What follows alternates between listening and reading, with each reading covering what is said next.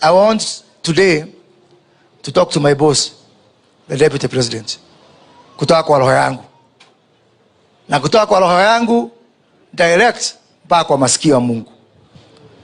Umetegewa mitego mingi over the years. Na kila mtego ukitegewa unaruka. Si kweli, si kweli? Wanaume wanashikana wengi kukuwida kama swara. Mungu anasimama na wewe. Juzi nilishangaa kuona Senator anaitwa Gideon Moi akiongea hadharani. Na mimi nimezoea akiwa na Aaron Cheruiyot na Susan Kihika akisema Mr. Speaker, I vote yes. Hiyo ndio tu alikuwa anasema.